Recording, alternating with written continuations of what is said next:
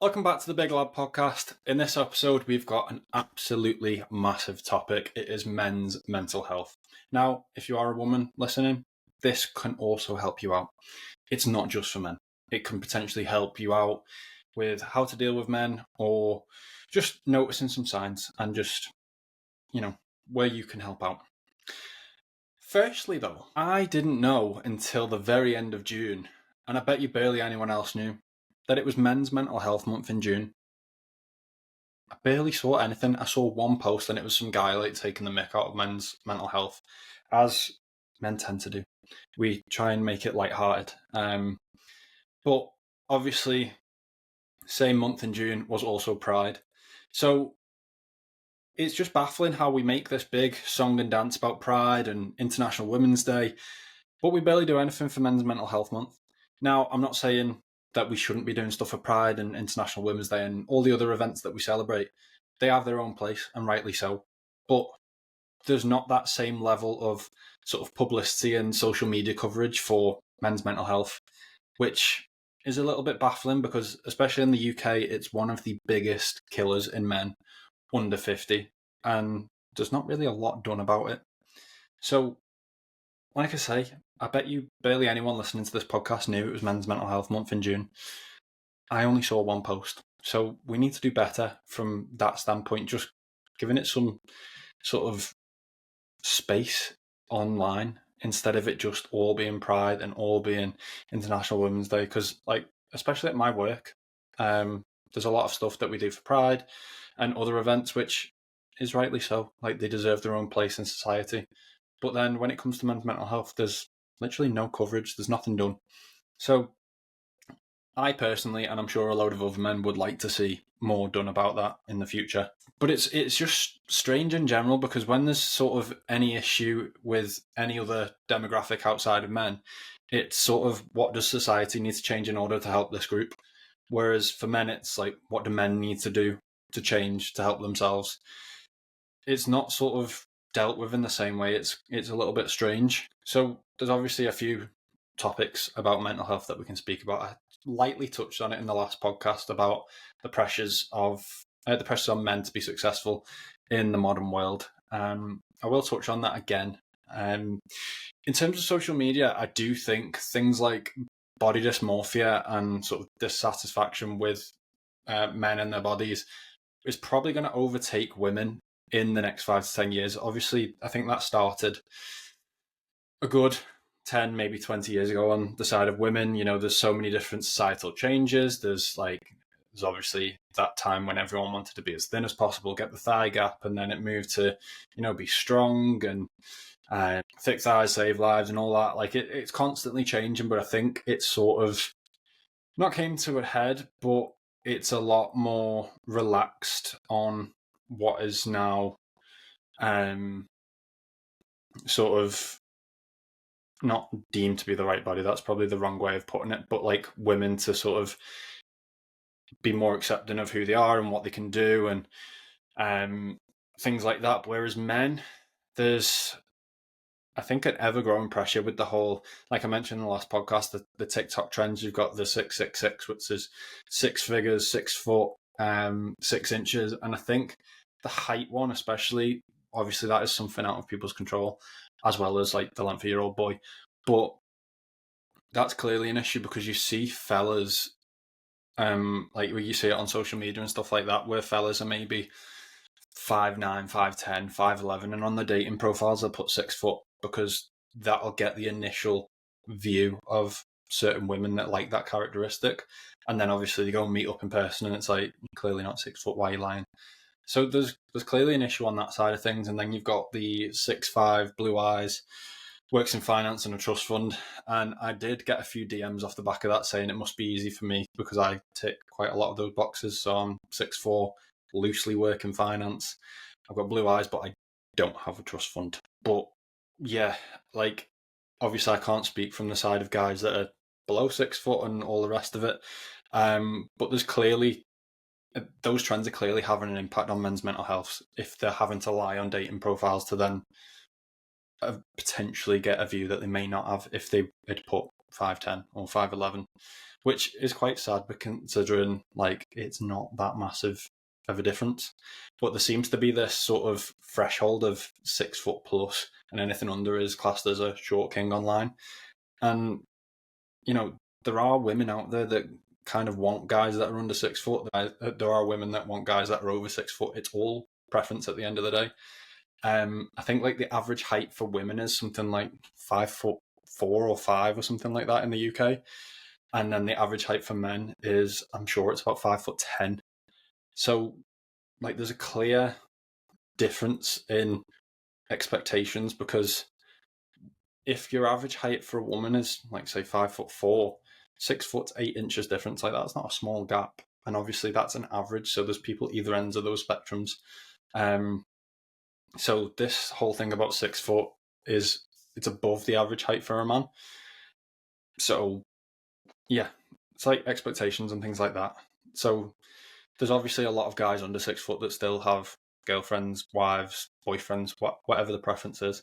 So let's just, take it for what it is. It's a social media trend, which in the grand scheme of things means absolutely nothing. Because, like I mentioned just before, there's that whole trend of the thigh gap, but now it's being strong and having thick thighs and the whole gym movement. So take it with a pinch of salt, fellas. I don't think 6 foot is a deal breaker unless there are, obviously tall women, but they are also few and far between if they're 6 foot plus anyway. So yeah, in terms of the whole body dysmorphia thing, I think that's going to be a massive thing. There was a whole thing about dad bods being in, and it's a crazy space to be in, I imagine. But in terms of social media, I also mentioned in the previous podcast, like look at what you're seeing online and create a more positive space for you. So if you're constantly scrolling Instagram and there's things on your explore feed or there's people that you're following and it's just putting you in a bad headspace, unfollow them or long hold on a post and just say not interested, and it'll stop showing you these things that are having a negative impact on your mental health. So there's ways around it. If you're spending too much time doom scrolling, it is so easy. I know it is. I do it myself.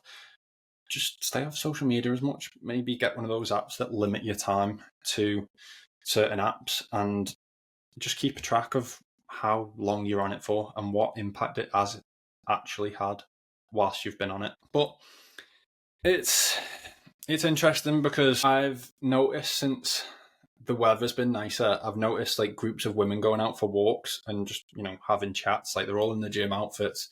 They've specifically gone for a walk. They're not going anywhere. Just having a chat and catch up. Whereas I've noticed that I've not seen groups of fellas doing the same. And I think the only time that I have ever actually sort of, other than going for a walk with my brother, which I do pretty much every day at lunchtime, I've not seen like groups of fellas go for a walk. And like I was going to say, the only time I think I've ever gone for a walk with the lads was either to a pub or during lockdown. I think actually once we did go for a walk. We didn't plan on going to the pub, but we ended up having a day sesh off the back of it, which is absolutely fine. But it's not very often, like myself, that I'll just ring up the lads and go for a walk, unless it's to maybe like climb Snowdon, which I've done, I think 3 times. But yeah, I don't just go for a walk for a catch up with the lads. So I think that could potentially help fellas massively, just literally going for a walk, having a laugh. It doesn't even have to be a serious conversation, but you do notice it when the weather gets nicer that there are just groups of women going for chats and, like a catch up. And I think fellas will benefit from that massively. There's nothing like wrong or sad or weird about doing it either. Like you're literally going for a catch up with the lads, and instead of it being at a pub, you are literally just getting some exercise and getting your steps in and get some vitamin D, making the most of the sun whilst it's here, because it's quite doomy and gloomy most of the time. It's grey most of the year round in the UK. So fellas, just drop your lads a message and just go for a catch up, go for a walk. There's nothing wrong with it. And this will bring me on to a study that was done by Robin Dunbar. He's the director of Oxford University's Social and Evolutionary Neuroscience Research Group. And he specifically said that men must meet physically with 4 friends 2 times a week in order to reap the benefits of male friendship. Those benefits, in addition to general health, include faster recovery times when faced with illness and even higher levels of generosity. He also recommends that fellas do stuff when they socialise. So in addition to just drinking beer and laughing together, men should try and do and play a number of team sports. So bonds can be formed through a range of activities, from team sports to male banter, or simply having a pint with your pals on a Friday night. I've said this to my mates recently, like, all we ever seem to do when we meet up is literally go to the pub. Like, it'll hit Friday, it'll hit Saturday, and it's, what we doing? Oh, we'll go to the pub. Or now that we're starting to get houses and stuff, it may be to go around one of the lads' houses. But we don't do specific activities. Like, I play football, so I play football twice a week. So I train on a Wednesday, have a game on a Saturday. So I see like 15, 20 lads twice a week. But in terms of like going to meet up with my closer group of mates, that will only ever tend to be in a pub. And I've said recently that we need to start doing other things because it is just very cyclical. And this will link into my next podcast, which is about alcohol. These podcasts keep seeming to sort of link in one way or another. Alcohol in the UK is like so ingrained into our society that like it's almost like a rite of passage. As soon as you turn 18, your weekends go from playing out in the park with your mates, playing football, to Friday night pub, Saturday night pub. Yeah, it's quite a hard thing to get out of. Now, I think there is starting to become a change with that, with the whole potentially cost of living. Like a pint now, you can't go anywhere for a pint for less than a fiver. In some places, it's £6-7, depending where you are in the UK, which is ridiculous because before COVID, I could go down to my social club where we used to play out of the football team, and a pint was £2.50. And if you were there on a Saturday before the 5 o'clock kickoff, pints were, I think it was £2 before the first goal. So there would literally be just like a group of lads around the bar getting 2 or 3 pints each to make the most of a 50p saving on a pint. I'll go into that more on the next podcast. But yeah, I think, all we are doing is going to the pub to meet the lads, then all we ever know of our mates is what they're like drunk. Like, obviously we have spent small amounts of time where we're all sober and things like that. But if literally all you are ever seeing them is at the pub and that's all you have to associate with them, there's more to friendships than literally just going to the pub with the lads. And obviously you can still have you have a laugh in the pub. It's like, take the mick out of each other, but you need to do other things as well. And it's the shift I'm trying to get the lads to do. It's hard though, because like I say, it is so ingrained and it's just what you know. Like, I'm 28 now, so it's been 10 years of not every weekend, but a lot of weekends. It's literally just a trip to the pub. And with beer as well, alcohol, it is a depressant, so it's not going to do the best thing to your mental health. So obviously seeing them having a laugh is obviously going to bring your mental health up, but then the day after you could potentially be feeling a bit down, hungover, and kind of negates it. You're almost, I think the saying is that you are taking tomorrow's happiness or something along the lines of that. So I think another thing with men is it's pretty similar to personal training, I find. Most clients out there tend to be women. There's obviously fellas out there that do want a personal trainer, and there are clients that are men. But I think it's the whole thing to do with like pride. Like, I don't need help from another man or woman to help me with my fitness goals. I can do it myself. And I think the exact same is with men. Like, a lot of people don't speak up because they think, oh, I've got it sorted, I'm a man. And there's the whole like man up. And it's quite toxic in a way, I think. As men, we don't speak up enough. So I did a bit of research, and there was a company called The Priory that did a survey on 1,000 men. So I'm just going to go through a few of the things that they actually found. 77% of men polled had suffered with symptoms of common mental health conditions such as anxiety, stress, or depression. 77%, that is a massive amount of like fellas. Now, obviously there's different levels of anxiety, stress, and depression. It's quite subjective, I would say. There's not like a definitive metric. So like something that would potentially make you stressed may not make someone else stressed. Something that may make one person depressed may not make the other. obviously, to have some sort of anxiety or stress, I would say most people would.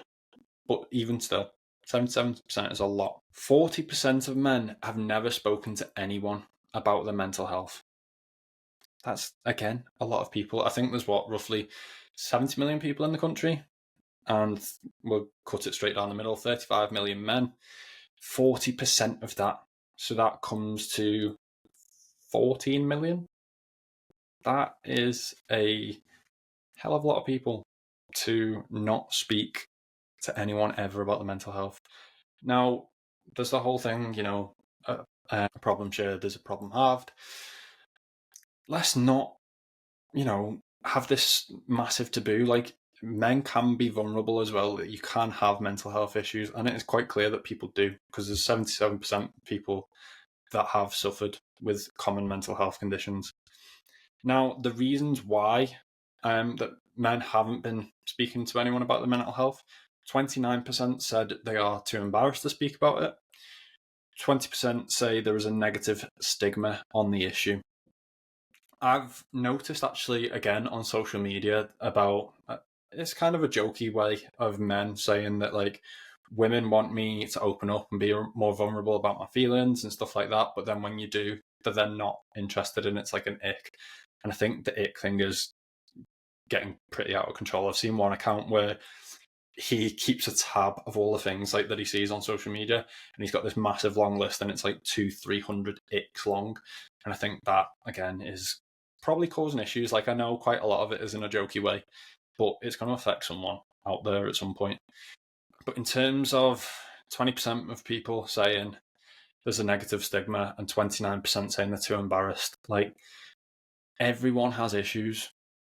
Like everyone at some point, we're going to struggle at some point. It's just life. Like I'm literally, so on my desk just behind me, I've got a photo frame of, it's like a record with like lyrics around it. And the lyrics are a Ronan Keating song, Life is a Roller Coaster.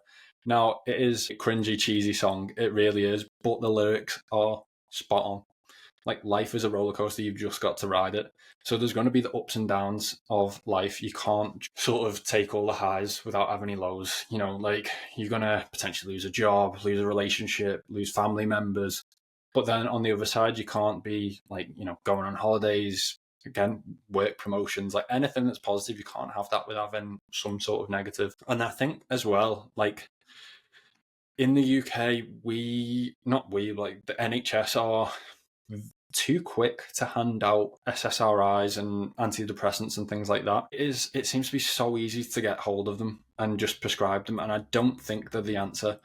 They essentially numb people. What I've noticed, like from people that I know that have had them, it numbs you to the negative sides of life, and you only ever see the positives, and then it's really hard and long to get off them. I've personally never taken them, so I don't have a personal sort of experience with them, but I know people who have been on them, and it just seems to numb you.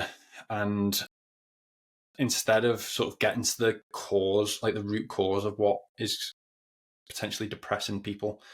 And I actually saw a study very recently, and weightlifting, like heavy weightlifting specifically, has the same effect, if not better, than an antidepressant at boosting your mood and those sort of feel-good hormones. So why, instead of just handing this artificial happiness, why are we not prescribing sort of the gym essentially? It could potentially be like a really simple solution. You could get a load of NHS verified personal trainers, and instead of just prescribing someone a load of tablets, you could prescribe them to a specialist sort of almost depression PT and see how that worked. Like I would love to see the outcome of that.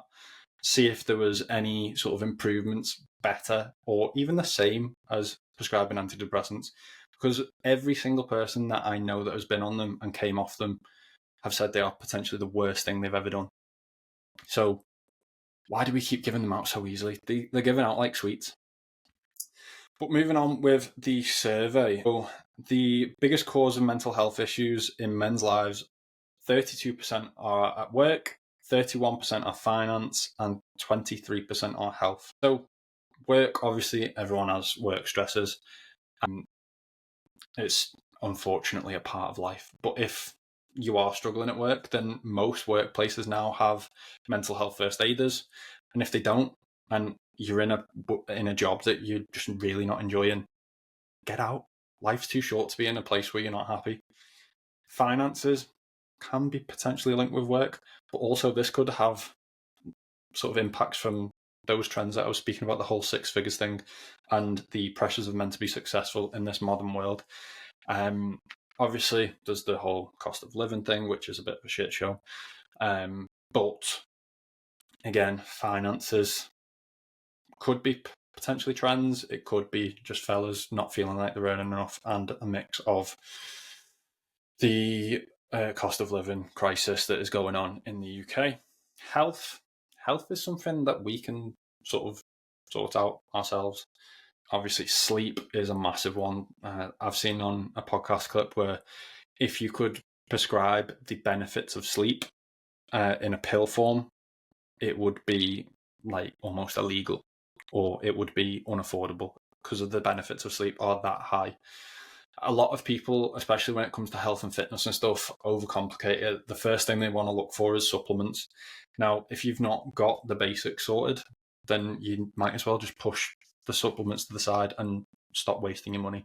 You need to get your sleep, your nutrition, and your training all locked down. Once you've got that, then you can potentially look at increasing those 1% and taking supplements. But until you've got those three sorted, then I wouldn't even bother. Now, obviously, supplements could cover something like protein or creatine. That is as far as most people actually really need to go. There's a few other supplements out there that may benefit you if, like I say, you've got those three nailed down, but protein and creatine are pretty much the ones that you need. As well as health, though, as well, if you are struggling, again, speak out. There's enough personal trainers, there are enough dietitians, there are enough online PTs. Speak out. If you need help in the gym, then just speak to someone. It's not hard. Most PTs are going to be more than helpful. Even if you don't want to go down the route of spending money, go with a mate. You're going to have one mate at least that is a bit of a gym head, and I'm sure they'd be more than happy to help you out in the gym. So don't be afraid to sort of message someone, say, look, I'm wanting to get fitter and healthier, not happy with the way I look, I'm not happy with the way I feel, and make a move, because again, life's too short not to be happy and go and do something that you want to do. So back to the survey, 40% of men polled said that it would take thoughts of suicide or self-harm to compel them to get professional help. Now, on top of that, 3/4 of registered suicide deaths in the UK in 2020 were men, which is a crazy stat. I don't actually have the number of suicide deaths, so I can't really quantify it, but there is like a clear distribution of men to women. It's like 3-1. And 40% of men are getting to sort of the very extreme end of mental health, of thoughts of suicide and self-harm, to actually compel them to get professional help. Instead of bottling up for that long and making it worse and worse and worse, let's start the conversation early doors where it's a lot more manageable, because if you're getting towards those sort of thoughts, then it's obviously a further way to come back to a more positive place. Let's stop bottling her up and get into that point. Let's start the conversation earlier where it's potentially a lot more lighthearted and you don't have to worry as much as being too embarrassed or the negative sort of stigma around it. So if you are struggling, fellas, use your support networks, use your mates, your football team, join clubs that are going to help you just be in a better environment. Speak to your friends, speak to your family, and like if you are one of those 29% where you're too embarrassed to speak up about it, call a helpline. There are many helplines in the UK. Just make sure you sort of speak to someone. I'm sure a couple of these helplines are potentially anonymous as well. I'm not sure whether they've got to take details in case of like records and stuff, so don't quote me on that thing. But yeah, reach out to your support network.